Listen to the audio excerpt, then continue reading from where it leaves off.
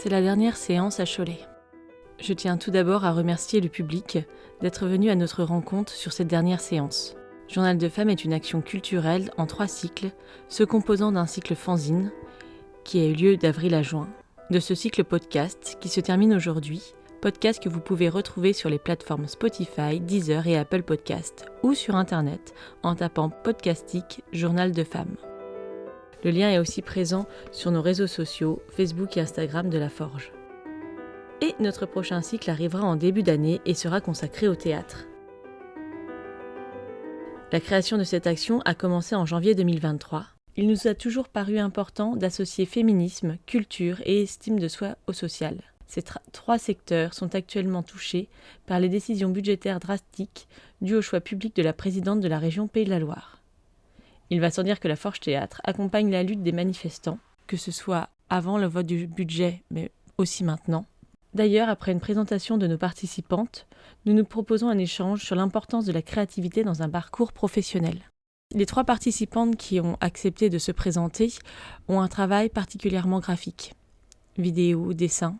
Si la curiosité vous pique, nous vous invitons à voir leur profil Facebook ou Instagram en description de cet épisode. Merci à vous et bonne écoute.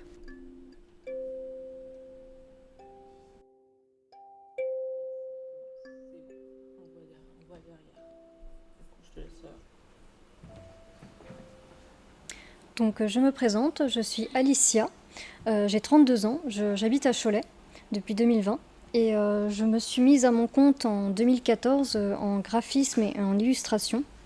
Mon nom d'artiste c'est Alicia Night, Night c'est N-I-G-H-T, Night c'est nuit en anglais. Et donc pour en arriver là, avant j'ai fait une mise à niveau art appliqué à Bressuire. Et ensuite, j'ai fait un BTS design de produits aux herbiers. Et donc, mon diplôme, comme je l'ai eu en 2014, c'est à partir de ce moment-là que je me suis mise à mon compte. Donc, je travaille aussi bien pour des particuliers que des entreprises, des startups qui commencent, des gens qui sont plutôt jeunes. Donc, en illustration, c'est plus personnel. En graphisme, ce sera plus des clients qui ont des contraintes précises. Donc, en illustration, c'est plus dans l'univers du manga et de la bande dessinée, de la jeunesse. Donc voilà, je fais des petits personnages qui font avec des petites bulles de bande dessinée. Donc là, c'est un chaton dans un esprit kawaii, manga. Et j'essaie de les montrer sur des mock-ups, c'est-à-dire d'insérer mes dessins sur des objets. Donc aussi bien des tasses, des boîtes, têtes d'oreiller ou couettes de lit, dans une chambre. Et enfin, le packaging, avec un cupcake. Donc c'est très coloré et c'est aussi très manga. Là, c'est des dessins plus personnels. Donc, c'est un univers très féerique. Là, c'est inspiré de Poison Ivy. Là, c'est plus... c'est un fantôme. Donc, il y a le côté assez spirituel aussi, toujours dans un univers manga. Ça, c'est inspiré de l'artiste Carol Bach. J'adore cet artiste. Donc, des fées. Voilà, toujours l'univers elfique. Ça peut être aussi des animaux, donc là, dinosaures, etc. Donc, c'est plus pour les enfants. Et j'illustre aussi des contes pour enfants. Donc là, c'était pour une personne, un particulier en fait, qui voulait rendre hommage à son père qui avait écrit des contes pour enfants, et je devais les illustrer selon ses idées. Donc là, c'était plus des animaux, donc un âne et un cheval. Et donc j'ai aussi fait la mise en page, donc avec son texte et avec mes dessins. Et il y avait plusieurs petites histoires, donc aussi avec une marguerite et un artichaut, donc c'est très varié, hein, c'est pas que des animaux, c'est aussi des plantes. Et c'est destiné aux enfants. Et donc maintenant je vais montrer tout ce qui est graphisme, qui est plus dans le print. Donc je fais davantage de logos, c'est ma spécialité. Et les logos c'est assez varié, hein, ça peut être dans plusieurs univers. J'ai commencé dans tout ce qui est les services pour l'habitation, l'électricité, plomberie et tout ça. Et après je me suis dirigée vers la mode, vers tout ce qui est ménage. Et aussi le cosplay. Le cosplay, c'est les déguisements de manga. Donc là, c'était pour une personne qui participait à la Japan Expo et elle voulait que je lui fasse un logo sur le thème de ses cosplays, parce qu'il y a une petite méduse, parce qu'elle adore les méduses. Et ça peut être aussi dans le domaine musical. Donc là, c'était pour un orchestre symphonique. Elle voulait que je fasse sur le thème d'une épée, des jeux vidéo. On le reconnaît en fait en forme de Game Boy. Et sur le thème du cinéma. Et donc les affiches, Donc ça, j'ai travaillé aussi pour un musicien, un guitariste, et il voulait que je fasse la pochette de son nouvel album. Donc là, en fait, j'ai repris sa photo et j'ai redessiné son profil à ma manière. Et j'ai fait un montage en fait sur Photoshop avec ce qu'il me demandait. En fait, il voulait un univers galactique sur le spatial, etc. Parce qu'il a un univers assez électro, assez moderne. Et donc, il me demandait aussi de faire les affiches de ses concerts. Donc là, c'est les membres de son groupe de musique. Et je faisais aussi des affiches pour des tournois de football, ou des spectacles de fin d'année. Donc tout ça, c'est sur Photoshop que je fais les montages. Là, j'utilise la suite d'Adobe, donc c'est aussi Illustrator ou InDesign pour la mise en page. Pour les logos, c'est plutôt Illustrator parce que je fais de la vectorisation, ça permet d'imprimer en très grand format. Et ça aussi, c'était pendant un stage à l'agence Haddock à Cholet. Donc c'était un magazine où en fait on devait écrire un article. Là, c'est moi aussi qui ai fait le texte et la mise en page. Et ça, c'était sur Illustrator, non, InDesign, pardon. Et c'était sur le thème de la sophrologie et de toutes les médecines alternatives, donc à la relaxation. Et ça a été normalement publié dans un carnet qui a été distribué. Voilà. Donc voilà pour les affiches et le print. Et j'ai aussi une page Facebook. Donc voilà, toujours avec mon nom d'artiste Celestia Knight, dessin graphisme sur Facebook. Donc je fais beaucoup d'animaux aussi, de décors. Là, c'était mes cartes de visite que j'ai faites récemment. Ça, c'était des logos que j'avais réalisés durant un stage toujours à l'agence Haddock l'année dernière, que j'ai décliné en plusieurs coloris. Donc là, c'est couleur or et couleur argent métal, sur des enseignes de magasins. Ça, c'était une peinture que j'ai faite à l'école d'art du Choletais entre 2009 et 2011. Et j'avais fait un mock-up pour voir ce que ça rendait en papier peint en fait dans un salon. Ça, c'était sur le thème d'Harry Potter, toujours en papier peint. Et une illustration issue du conte pour enfants que j'ai fait pour un client. Donc, je fais aussi bien sur les sacs que sur les marque-pages, toujours dans un univers plutôt japonais. Là, c'est une geisha. Et j'ai essayé aussi de faire sur des rideaux de bain, donc c'est très varié. Ça peut être aussi bien sur le textile que sur des supports, d'autres supports. À gauche, je me suis basée sur une illustration de Sarah Kay. J'étais tombée sur un dessin que ma mère avait fait dans sa jeunesse et j'avais beaucoup aimé cet artiste Sarah Kay et j'ai voulu reprendre en fait son univers et le faire à ma manière. Voilà. Petite note du montage, vous connaissez sûrement l'artiste Sarah Kay qui pour moi évoque les dessins d'enfants des années 70. Ce sont souvent des petites filles habillées avec des tabliers et des bonnets un peu bonnets de nuit, avec des têtes un peu plus grosses, un peu disproportionnées par rapport à leur corps et qui se retrouvent sur énormément d'objets de décoration, notamment des miroirs ou sur des petits cadres. Voilà, je vous laisse découvrir sinon Sarah Kay.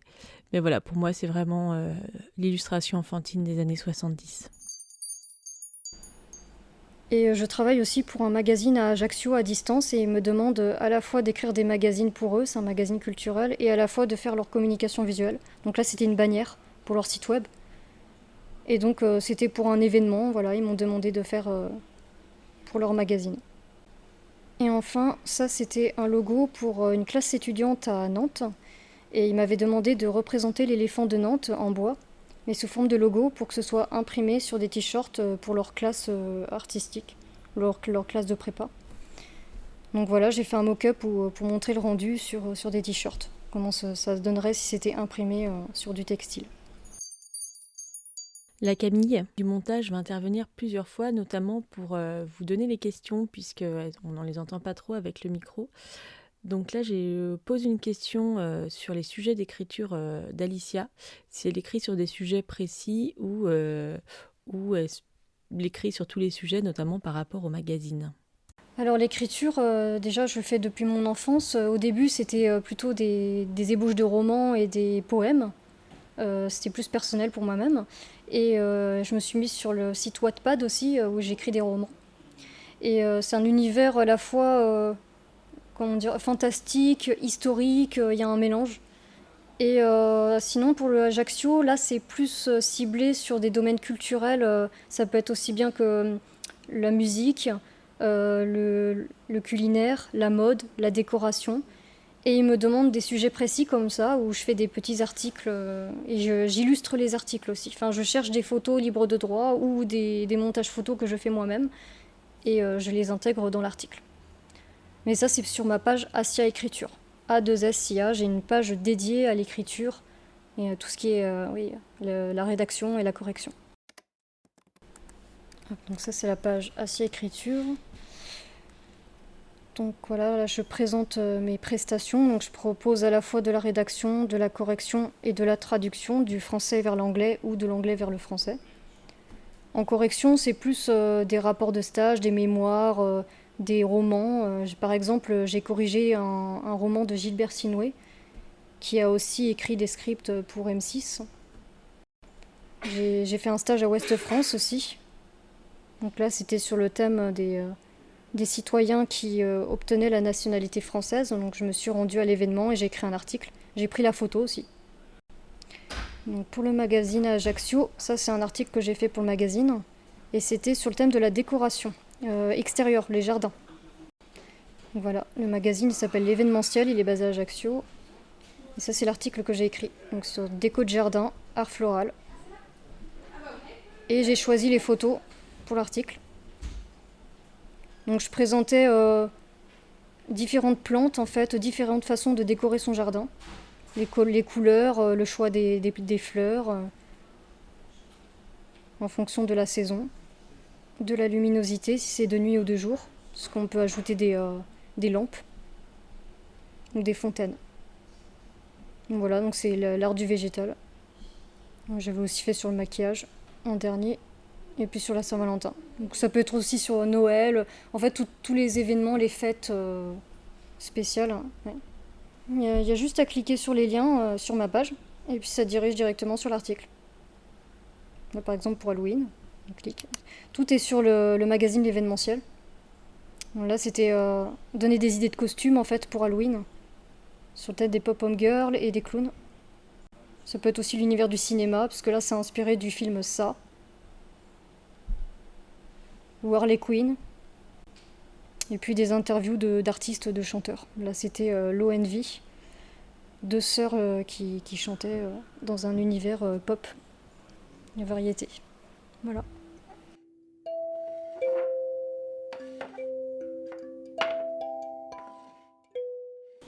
Bonjour tout le monde, moi c'est Safia, j'ai 18 ans et j'habite à Cholet. Et je suis en train de voir pour passer mon BAFA pour pouvoir faire mon CPE-GEPS en début d'année prochaine. Et aujourd'hui, je vais vous montrer un montage vidéo que j'ai fait avec des sous-titres anglais-français.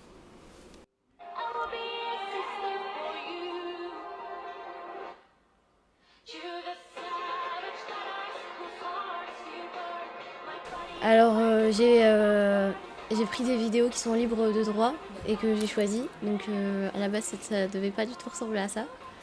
Mais j'ai pris la cathédrale de Prague. De Prague, c'est bien ça en Italie. De Prague. J'ai pris la cathédrale de Prague et au début c'est un château que j'ai trouvé. Donc au début on a le château, après on a une transition avec le portail du coup du château qui s'ouvre sur la cathédrale de Prague. Et du coup c'est une vue extérieure sur la cathédrale et après on a la vue intérieure.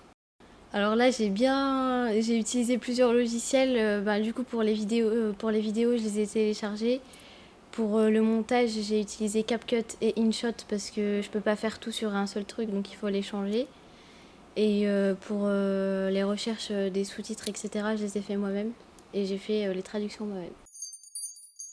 Combien de temps tu as mis à faire cette vidéo ? Alors hier, j'ai mis 2 heures, 2 heures et demie, mais en fait c'est que j'ai même 3 heures parce que j'avais un autre projet en tête et du coup j'étais en train de chercher ce qui pouvait coller ensemble et tout. Et en fait, c'est très compliqué de trouver c'était très compliqué de trouver ce que je voulais pour les vidéos de derrière. C'est-à-dire que je voulais quelque chose de sombre, mais pas très sombre, pour refléter un petit peu le clip vidéo du coup de la chanson, qui est très naturel, etc. Donc voilà. Oui, ça dépend vraiment des vidéos. Est-ce que tu réalises toujours des traductions de l'anglais vers le français ? Je fais avec d'autres langues, mais du coup aussi ça peut être l'arabe. Je traduis d'anglais à arabe ou de français à arabe parce que je parle la langue. Et sinon, quand c'est des langues que je connais pas, ce sera plutôt, du coup, j'utiliserai plutôt des logiciels pour traduire, pour m'aider à la traduction. Voilà. J'ai pris un format Instagram parce que je voulais que ce soit en long, du coup, vu que la cathédrale elle est en long et que tout il est en long.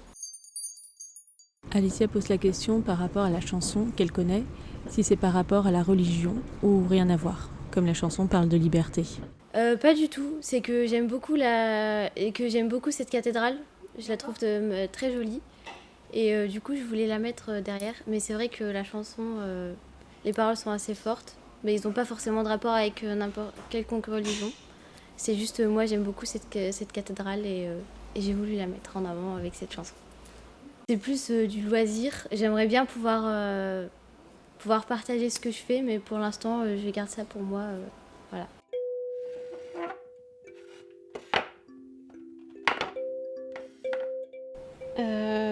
Moi c'est Astrid, j'ai 25 ans et j'habite à Chemillé en Anjou. J'ai fait une licence de psycho et une licence d'art plastique. Ensuite j'ai fait un service civique au centre social de Chemillé en Anjou. Et aujourd'hui je continue en tant que bénévole à faire des actions au centre social et j'essaye aussi de rechercher du travail dans le domaine artistique, en particulier dans le domaine des arts visuels. Et je suis très passionnée par tout ce qui touche à l'art, et en particulier le dessin. Donc ça, par exemple, c'est mon compte Instagram. On peut avoir un aperçu de ce que je fais. J'aime beaucoup utiliser la couleur parce que je trouve que ça rajoute vraiment un côté vivant aux images. Mais j'aime aussi beaucoup dessiner en noir et blanc parce que ça permet de mettre plus en valeur les formes et d'ajouter une certaine profondeur à l'image. Donc ça, ce sont des exemples. Par exemple, ici, on a des dessins au crayon de bois. Là, ici, par exemple, je me suis amusée à faire un dessin dans du dessin. Là, c'est une main qui dessine un livre. Ensuite, moi, j'appelle ça du dessinception, mais c'est moi qui ai inventé ce mot. Enfin, c'est moi qui emploie ce mot. Ensuite, j'aime beaucoup faire de la peinture aussi. Ça, ce sont des peintures à l'huile que j'ai fait dans le cadre de ma licence d'art plastique. J'aime aussi faire de la photographie. Là, par exemple, c'est une photo en noir et blanc. Et j'aime aussi beaucoup expérimenter des techniques qui sont pas forcément conventionnelles. Par exemple, là, j'ai fait de la peinture avec un cure-dent. Ça, c'est seulement avec de la peinture noire. Et ça, c'est en version colorée, toujours avec un cure-dent. J'ai aussi essayé de peindre avec mes doigts. Dans le cadre de mon service civique, mon principal but, c'était d'aller sur des actions du centre social, des actions qui sont pas forcément, qu'on ne voit pas forcément. Et je faisais des chroniques dessus. On appelle ça les chroniques du quotidien, des chroniques illustrées. Je vais sur des actions et je fais des croquis. Ou alors je prends aussi des photos et je fais des dessins d'après photos. Et j'ai aussi rédigé les textes. Parce que oui, je faisais ça dans le cadre de mon service civique, mais aujourd'hui, je continue à travailler sur les chroniques du quotidien en tant que bénévole. Dans le cadre de mon service civique, j'ai fait aussi d'autres projets. J'ai par exemple fait une illustration de magazine. Ça, c'est un magazine pour les retraités. J'expérimente aussi le dessin digital et j'utilise surtout les logiciels Paint. C'est un logiciel qu'on possède presque tous sur son ordinateur et c'est assez facile à manipuler. Paint et Paint 3D. J'ai aussi fait un stage en sculpture et j'ai pu faire de la sculpture en argile. Ça, c'est par exemple une soucoupe vivante. Ça, c'est une sorte de bas-relief en argile aussi. Et je m'intéresse aussi beaucoup à la musique. Ça ce sont des exemples de musique que j'ai créées avec des logiciels informatiques qui sont disponibles sur mon SoundCloud. Quels sont tes outils préférés pour dessiner ? J'aime bien dessiner surtout avec ce que j'ai sous la main. Par exemple, si j'ai juste un feutre, je vais essayer de produire des images avec un feutre, même un crayon bille. Mais ce que je préfère quand même, j'aime beaucoup dessiner au crayon de bois, parce que j'aime bien la sensation de la mine qui fait du bruit sur la feuille et on sent aussi un peu les vibrations, j'aime bien. J'aime beaucoup la peinture à l'huile, parce que Je trouve que c'est agréable sur la toile, je trouve que c'est assez agréable à voir et à sentir aussi. J'ai expérimenté le fusain aussi à la fac et j'ai bien aimé. Là, de ce qu'on voit à Street, tu diriges plutôt vers un métier, on va dire, artiste. Est-ce que du coup, ça pourrait aussi aller vers un métier plus de graphiste ou de communicant qui pourrait t'intéresser en fait? Pour l'instant, je reste assez ouverte aux opportunités, aux propositions. Je suis intéressée pour explorer ce qu'il y a à explorer. Ok.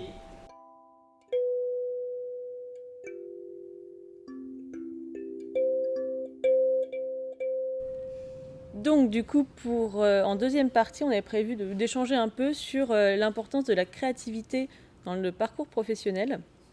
Donc ce qui est très intéressant, c'est qu'en fait, on a eu 3 présentations de 3 profils qui sont très créatifs de base. Et moi, ma première question, c'était qu'est-ce que c'est la créativité dans le domaine professionnel ? Donc on a déjà parlé dans un précédent podcast sur les défauts et les qualités professionnelles. Donc est-ce que l'une de vous a une définition à nous proposer ? Pour moi, c'est la capacité à avoir une pensée que j'appelle divergente. C'est-à-dire une capacité à ne pas rester dans des schémas de pensée préétablis, dans des... Dépasser des limites Oui, voilà. ou dépasser des cases dans lesquelles on est... Oui, et réussir à trouver des solutions qui ne sont pas forcément conventionnelles. Par exemple, une table, ça peut servir à poser des éléments. Sauf qu'on peut aussi se servir d'une chaise pour poser des éléments. Mais du coup, une chaise peut devenir une table. Ouais. Donc c'est la capacité à s'adapter pour trouver des solutions. Et c'est bien aussi pour... la création aussi, c'est aussi un bon moyen d'explorer... on explore des possibilités pour ensuite trouver des solutions, trouver des nouvelles idées. Et puis c'est aussi bien pour réussir à se sentir libre, ne pas être bloqué par des frontières et oui, se sentir libre de proposer des choses. Il y a une différence entre l'exécution et la création. C'est-à-dire que l'exécution, c'est une personne qui a une idée bien précise en tête, qui va donner des contraintes, dire voilà, je veux que ce soit telle couleur, tel rendu. Et la créativité, ça permet à la fois de conseiller, de donner d'autres idées à laquelle la personne n'aurait pas forcément pensé, d'autres façons de réaliser le rendu, quoi. Et puis ça donne des idées novatrices aussi, ça peut moderniser, ajouter sa touche personnelle, etc. Safia, est-ce que toi, ton avis sur la créativité, sachant que on sait que tu touches à la photo, à la traduction, là tu nous as présenté ta vidéo, où c'était intéressant parce que toi, tu as mis des images qui pour toi présentaient un avis personnel, Oui. et qui, interprété par Alicia, présentait aussi un autre message. Est-ce que du coup, comment tu penses la créativité dans un travail professionnel ? En fait, pour moi, la créativité, c'est le point de vue de chacun. En fait, chacun, dans l'art, chacun voit quelque chose. Et dans le cadre du travail, on peut se dire qu'on peut changer ces choses et que du coup, les gens peuvent interpréter différemment. Donc ça peut plaire à tout le monde ou pas, mais du coup, tout le monde aura aura son mot à dire sur ce qui est fait. Ouais. Donc voilà. Parfait. Ça revient à peu près à ce qu'on avait dit sur la créativité, c'est de la curiosité, de l'adaptabilité, et aller plus loin aussi, et porter une touche personnelle, Plus une de personnalité. liberté. Et l'art, c'est subjectif aussi. C'est vrai qu'il faut se mettre d'accord, parce que tout le monde n'a pas le même univers, la même vision des choses. Voilà. L'interprétation, justement, ça peut changer. Carrément. Et donc, dernière question sur ce sujet. En quoi la création artistique, donc là vraiment artistique, est importante dans un parcours professionnel ? Donc avec Journal de Femmes, du coup, on a réalisé les créations plastiques avec le fanzine. Oui. Là, on était sur le podcast, donc on a eu aussi tout un travail de mise en voix, moins débat sur les premiers épisodes, sur comment poser sa voix, travailler sur le rythme, des choses comme ça, aussi se laisser rêver. Ensuite, on a le théâtre. Donc comment est-ce que... on a eu la chanson, du coup, aussi dans le podcast. Comment est-ce qu'une pratique personnelle artistique peut influer sur un parcours professionnel? C'est vrai que je te sens prête.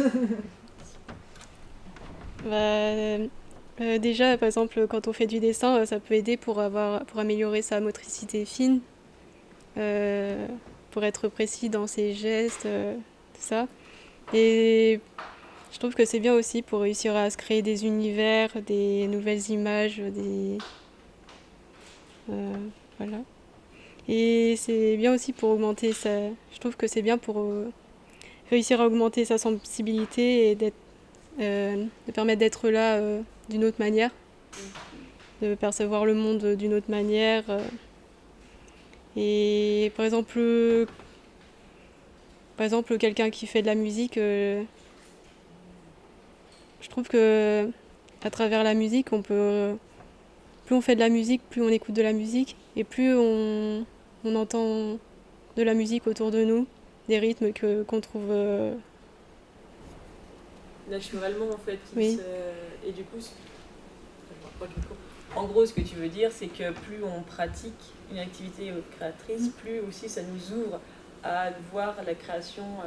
Oui. Et par exemple, le théâtre aussi, c'est bien pour s'exprimer oralement, pour être plus à l'aise pour parler et puis pour réussir à trouver par exemple, l'improvisation. Ça permet d'être plus inventif dans notre manière de parler, de je tiens nous à exprimer. prendre ton exemple en plus parce que Astrid est super timide et elle a commencé du coup à enregistrer la semaine dernière. Elle est restée un moment aussi en attente. Mais du coup, je pense que le fait de voir les autres, d'entendre aussi peut-être ce qu'on disait ou le travail ça t'a permis aussi peut-être passer le cap que tu n'aurais pas pu passer la première fois que tu es venue. Oui. Ouais. Bon, tu peux après ton ressenti. Oui. Du coup, déjà la pratique artistique, je trouve que ça permet d'être plus à l'aise dans la vie quotidienne. Mais du coup aussi, ça permet d'être à l'aise professionnellement aussi pour... si on sait mieux s'exprimer, on va être plus à l'aise en entretien d'embauche, par exemple. Alors, moi, je vais prendre l'exemple de la photo. C'est-à-dire que si tu es photographe, si on te demande par exemple de prendre un paysage en photo, il faut savoir le mettre en avant, etc.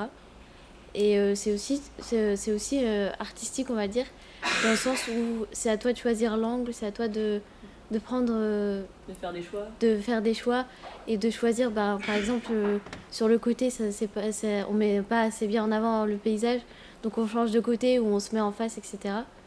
Et je trouve que c'est un bon exemple. Ouais, non, c'est intéressant parce que ça veut dire que tu vas être capable de faire des choix et de justifier ces choix avec des compétences qui sont professionnelles. Voilà. Ok. Et... Pour moi, dans le domaine professionnel, je pense aux études, ça nous permet de découvrir plusieurs domaines différents. Ouais. Moi qui ai fait un BTS Design, en fait, on étudiait différents domaines. Ça pouvait être aussi bien les objets que l'architecture, l'apprentissage sur les logiciels, la communication visuelle. Et il y a plein de techniques différentes qu'on apprenait. Et du coup, ça permet d'être plus large dans la façon de réaliser ce qu'on veut et d'imaginer de nouvelles choses. Ça donne de nouvelles idées, oui. Nous avons posé la même question à Gaëlle de la mission locale du Choletais sur ce principe de création dans l'insertion. En fait, on évolue, les générations évoluent, il faut faire aussi preuve d'imagination et de créativité dans un sens pour nous adapter au quotidien, au public qu'on reçoit. Je parle dans l'insertion, mais après c'est pareil dans tous les métiers, je pense. Et effectivement, je vous rejoins, je pense que ces exercices-là, ils vous font évoluer aussi, vous améliorer, vous rendre plus à l'aise, et c'est chouette de se faire un peu violence peut-être parfois pour arriver à des choses comme celle-ci. Après la créativité... Est-ce que c'est pas aussi du coup, parce que, comme je travaille à la mission locale plutôt avec un public jeune, est-ce que la créativité aussi elle n'est pas plus présente via tout ce qui est réseaux sociaux? On a parlé de TikTok et d'Instagram.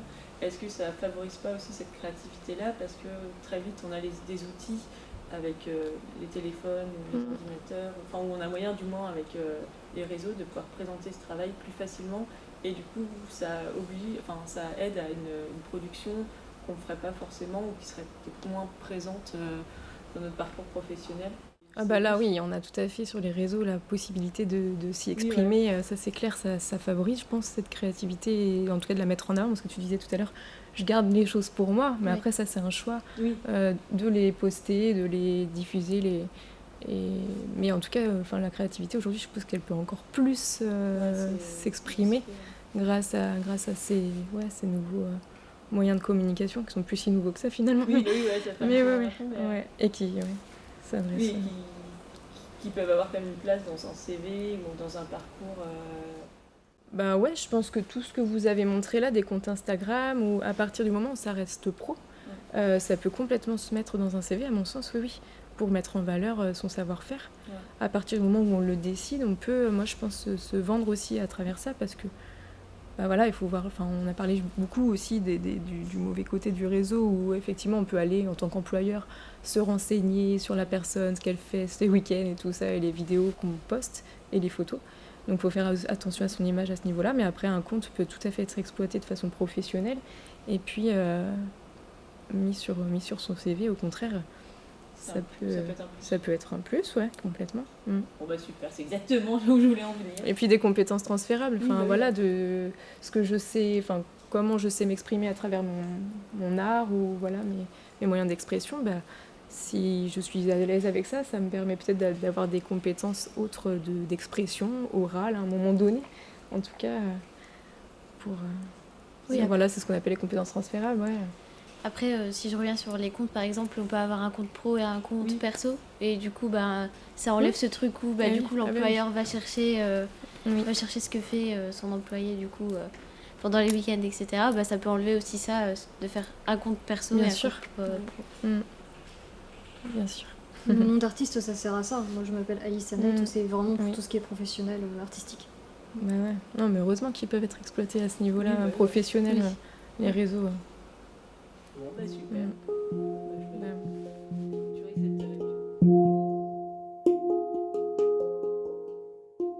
La Forge Théâtre vous remercie de votre fidélité et nous vous donnons rendez-vous la semaine prochaine pour retrouver les filles du Mans pour un nouvel épisode, mercredi. Ce podcast a été réalisé par la Forge Théâtre, avec comme partenaire et soutien la Drague des Pays de la Loire, le service culturel du Maine-et-Loire, la Fondation Grand Ouest et le tiers-lieu Monade à Cholet.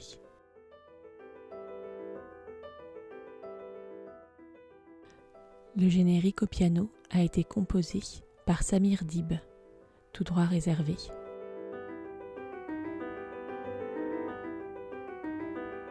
Les différentes pistes audio proposées lors de ce podcast, hors le générique au piano, ont été proposées par Sonia avec des instruments qu'elle utilise lors de ses séances de sonothérapie. Merci à vous.